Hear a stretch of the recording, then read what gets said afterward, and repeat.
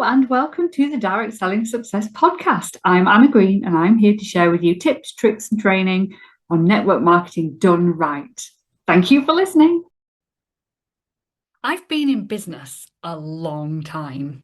So I started in business back in 2005 when I bought a kit from a network marketing direct selling company and didn't really realize I was running a business. I'd bought this kit to earn a little bit of extra money to give me a bit of my life back after having kids, to feel like I was doing something to contribute to the household, and to kind of, I hate to say it, escape from the kids because I was sick fed up of just being a mum. So when I went into business, I didn't go into business thinking, oh, I'm going to make loads of money and I'm going to be really strategical about how I do these things and I'm going to do all the records behind the scenes and treat it like a proper business. I mean, how many people in network marketing really do that? It's a very small percentage. Most people who come into network marketing are like me, and we start because it looks fun, it looks like a way of earning a bit of extra money, or we really like the products and think we can share them with our friends. More often than not, that is the case. Anyway, back in 2005, I had two little children. I had no business experience. I didn't have a career. I didn't really know what I was doing. But I decided to join this business before I was ready. I decided on a bit of a whim that I was going to do it. I did a bit of research online to find out how it all worked and what sort of commitments there were. I remember going to speak to the lady who signed me up from the party I was at, and we had a conversation about, what was involved and what was expected. And I thought, do you know what? Let's just do it. What's the worst that can happen? was the thought that went through my head. What's the worst that can happen? And actually, looking back, it's the best decision I ever made, deciding to join before I was ready. So fast forward a few months, and I was delivering an order round to one of my neighbours, and they said to me, do you know what? Do you think I could do what you're doing? And I remember going, well, yeah, of course you can. Let me show you how. This is what I did. This is how I got started. Why don't you give it a go? And that was my first recruit, sponsor, teamie, whatever you want to call them. And I didn't know what I was doing. I wasn't ready to be looking after somebody. I didn't know what I was doing. I'd made a few sales, I'd hit some little starter incentives, but I didn't know how to get somebody else to do those things. I didn't know how to look after them, but I'd recruited before I was ready. The lady who joined, she was lovely. She potted along a bit like I was doing at the beginning. We potted along together. We had a chat about how we were getting on. We shared some events and fairs and things that we could do together. We went to some of the team meetings together, which was quite a drive because we were quite rural at the time. And we learned as we went along, and she stayed for a number of years. I think she stayed with that company longer than me, to be honest. But we learned together. We learned to do the things before either of us were ready to do the things. When social media became a thing, I didn't know how to use it. I'd built this team of people who were also with the company being encouraged to do the stuff online. And I knew that I needed to go out and do this thing before I was ready, do this social media so I could show everybody else how to do the social media. I was running this team now. I still didn't really know what I was doing running the team, or I didn't feel like I did. But I felt like, I'm going to have to show them how to do this social media thing. So I'm going to have to learn how to do it and give it a go before I'm ready. So I jumped onto social media, gave it a good go, epically failed at a lot of it. But actually, we learned as we went along, we learned as a team, we gave it a good shot. I was never the best at it, but we got business from it. We built an audience on there. I could show them the basics and what I didn't know. Other people could tell me, I could find out. So, we built this online presence and these online communities and did really well out of it, blending the business between offline party sales, follow up and customer service, in-person events, and this new online world that there then was way back in the mid 2010s that nobody really had any experience of. So we had to give it a go before we were ready. Otherwise, we'd be falling behind. At about the same point, maybe a little bit earlier, I remember one of my team who had all just come to me and said, "Can I join?" said to me, "How do I recruit? Because actually, I want to do what you're doing. How do I recruit?" And I said, "Well, people just ask to join." Obviously, that wasn't the case. People don't just ask to join, you lead them down a pathway and they join because either you've sparked an interest, they've seen what you're doing and they think, oh, do you know what, I could do that too. Or you've said something that's made them think, yeah, actually, I want to do this. Or you've outright asked them. But at the time, I didn't know how I'd recruited. I had just naturally recruited. How could I teach somebody in my team to recruit for themselves? Because I didn't know what I was doing. It was just happening. And I remember sitting there thinking, well, I don't really know. They just come to me and join, which is really bizarre and not normal, I have to say. And before you get panicky about thinking, oh gosh, and they don't just come to me, it's okay. I happened to be at the right time in the right place with my business and with where I lived way back in, nearly 15 years ago. So it was a very different world.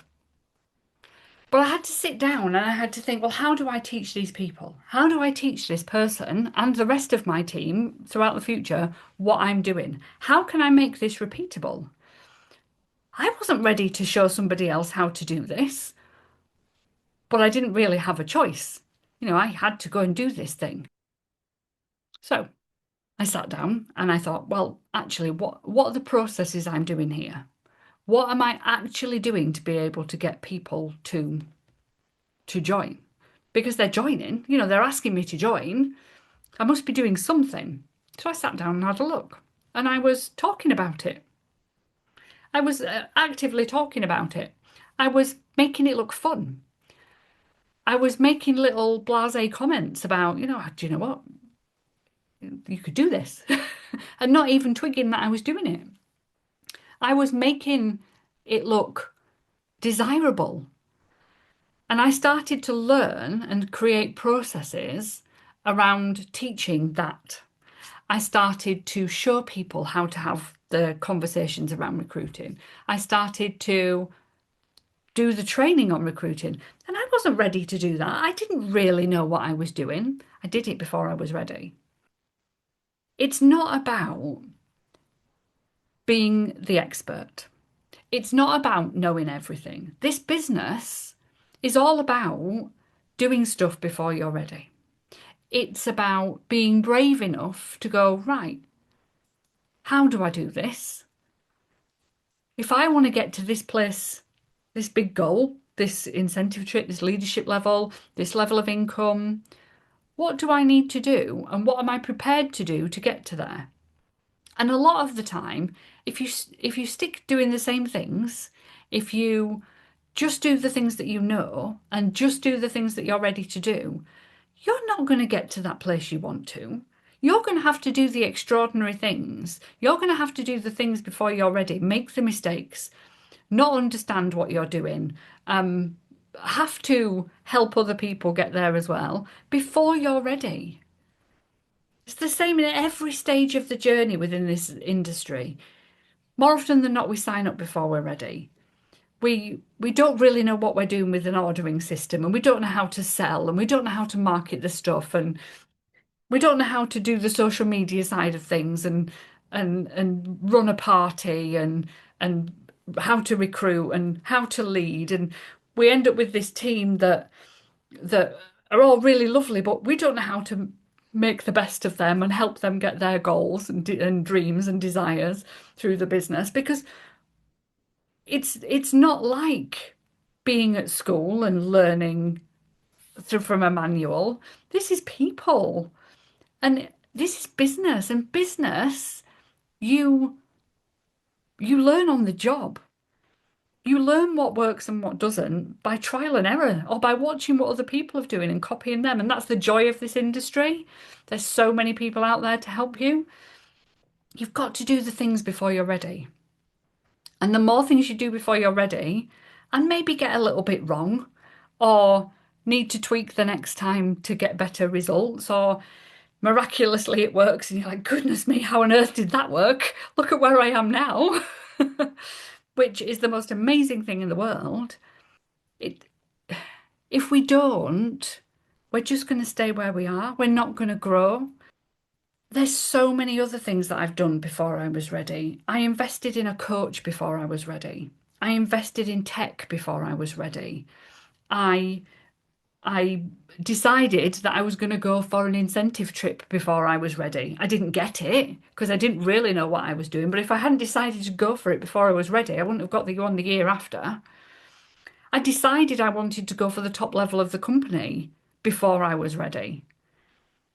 I didn't know what it would take to get there. I didn't know the graft or the amount of people I'd need to speak to, or how to motivate the team, or how to promote the leaders out, or how to maintain it once I got there. And if you've listened to my stories often enough, you'll know that I got there, lost it all, and had to rebuild the whole thing again because I failed epically, but failed forwards. I failed and I built again, and I learned, and I grew as a person, and I built my confidence and my resilience because I was doing the things before I was ready. If you don't, you'll stay stuck. You won't grow. As a business, as a person, your team won't grow and you can't scale. So I'm going to ask you this. What are you waiting until you're ready to do? What are the things in your business you're thinking, oh, do you know, I'm not quite ready for that yet, or I'll put that off, or I'll not bother doing that thing, and oh no, that's not for me. But in your heart of hearts, you're going, God, I wish I could. What are those things? And I want to challenge you today to just do one thing before you're ready, without all the, epic planning if you're a massive planner, without understanding the ins and outs, without thinking that it's got to be perfect before you do. Yeah, you're going to fail, more likely than not. Yeah, things aren't going to go smoothly, more likely than not. They might do, and that's amazing. But it doesn't matter if it fails. It doesn't matter whether it goes right or not. What matters is that you're trying and you're doing and you're taking action towards the thing, regardless of whether it's going to work or not. Yeah, we want it to work. But if you wait until you're ready, you're just wasting so much time. You're never going to be ready. It's never going to be a perfect time. So you want that next level of leadership, do it. Go for it. Put it out there to the world. Say, I'm going to go for it. I don't know how I'm going to get it, but I'm going to go for it. I'm going to learn along the way. I'm going to aim for that incentive. I might not get it, but I'm going to do my damnedest to try and get it. And along the way, I'm going to have a whale of a time. I'm going to build my business. I'm going to fail at things. I'm not going to get things right. But then next time that incentive comes round, I'm going to have learnt from my mistakes. I'm going to have built a bigger business. I'm going to be ready because I'll know what to do the next time. And you'll have earned money along the way, and you'll have built a team along the way, and you'll have grown along the way and achieved maybe other incentives along the way, and be ready the next time it comes round. I did that with my incentive trip. So the first incentive trip I went for was 2009. Yeah, 2009. And it was to, I want to say Marrakesh, but it might have been Malta. It was somewhere beginning with an M. Can't remember. Didn't achieve it. And I remember going, I really want this trip. Sat there at the conference and they give you all the paperwork and they announce it on the big screen and it's all exciting. And I remember thinking, well, it looks hard. It's going to be hard because, it's a free 5-star holiday. If it's really easy, then everybody would go and the company would go bust. So it's going to be hard, but I'm going to give it a go. And I remember sitting there thinking, right, okay, so what do I need to do? How am I going to do it? And leaving that conference going, right, let's make some sales. Let's book some stuff in the diary. Let's see if we can recruit some people. Don't really know what I'm doing. When I've recruited these people, I don't really know how to look after them properly, but I'll learn along the way. I'll just do the things. So I just did the things, didn't really track it. First epic fail. Didn't really plan how much sales I'd needed to do. Another fail. Um, didn't really have a clue who I was bringing in and was kind of going, well, do you know what? Just come in. If it doesn't work, it doesn't work. You don't really have to do anything. Didn't bring in the right quality of people to get me on a holiday. Another fail. Didn't keep the consistency going as much as I should have done. Another mistake. And it got round to nearing the time the trip qualification period was up, me thinking there's no way. I'm not going to do this. But do you know what? It's been fun. I'll try again next year. And looking back at that trip and qualification period and thinking, what didn't I do? What mistakes did I make? Where did it go wrong? So when the next conference came round and the next big trip was announced, I'd built a solid business. I'd made the mistakes. I'd built my audience. I'd built my sales. I'd grown my business. So the next trip period, I knew what mistakes I'd made. So I knew not to make them again. Only a fool makes the same mistakes over and over again. I knew I'd built a bigger audience, so I knew I had a bigger pool of people. I knew I had to plan. I knew that I had to attract the right people into my business that wanted to work. And I did it. And that year, 2010, I got an amazing holiday to Hong Kong. Me with my fear of flying. I think I had vertigo at the time and couldn't stand up properly. But I'd achieved this amazing holiday. I was going to go on that holiday regardless. Had the most amazing time. And I missed one trip in the years that I was in that company. So 11 years, I think we did 10 trips. I missed one because I had a choice of achieving the holiday or hitting the top level of the company. And I had to make a decision about which one was more important because I couldn't do both.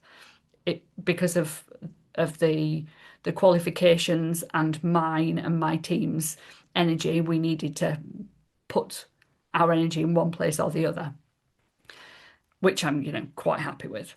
So from that point of view, that doing it before I was ready made such a difference to me achieving trips consistently throughout my business. Now, in the direct selling success business, I do things way before I'm ready. Was I ready 3 years ago to start a podcast? No, I wasn't. I didn't know how to work a podcast. I didn't know how to record or edit videos. I didn't know what I would talk about, but I did it. Did I know last week how to create a Substack? No, I didn't. But what did I do? I set myself up an account. Thought, well, have a go on Substack and see what happens. I've not done that bit yet any further, but I will do, and I'll probably fail at it for the first few times. I mean, if you go back and listen to my first podcast episodes on here, they're probably not quite as polished as these ones. And I know I'm not the most polished at podcasts, but that's not the point. I'm getting the information out there in my way, and it's adding value to you guys. But those first ones, they're probably dreadful. I remember looking back at my first posts in the Direct Selling Success Facebook group with the branding that I used to have that was dreadful, and the way that I used to say things and the advice I used to give. Totally different from the advice I give now, totally different from the slightly more polished branding, but still not professional that I have now. But look where I've come from. If I hadn't have done those things before, if I hadn't have gone, do you know what? some yellow background on Canva will be grand. Yellow and grey is lovely for branding. Let's just stick that out there and hope for the best. If I hadn't have done that, I'd have probably still been sat here going, well, I still don't know what I'm doing with my branding. I don't know what to post on social media, so I'm just not going to do it. I'm never ever going to post if I've got that attitude. So going from that to where I am today, showing up online, showing up on stages, working with corporate companies in the direct selling space, I wouldn't have done any of that had I not just done things before I were ready. So back to that question, what are you waiting until you're ready to go out and do? I want you to pick one of those things and just go and do it. Do it well before you're ready. Get it wrong. It doesn't matter. Nobody is going to notice. Nobody is going to care. Nobody is going to bat an eyelid whether you get it wrong or not. It's only you. And you don't learn from not doing the thing. You learn from your mistakes. You learn from the falling down and getting back up again. It's part of life. It's part of business. So go give it a go. Go and do that thing. And report back when you've done. Reply to one of my emails. Stick something in the comments. Tell me on social media and tag me, Anna Green. Do it. I challenge you. I'll see you all next time.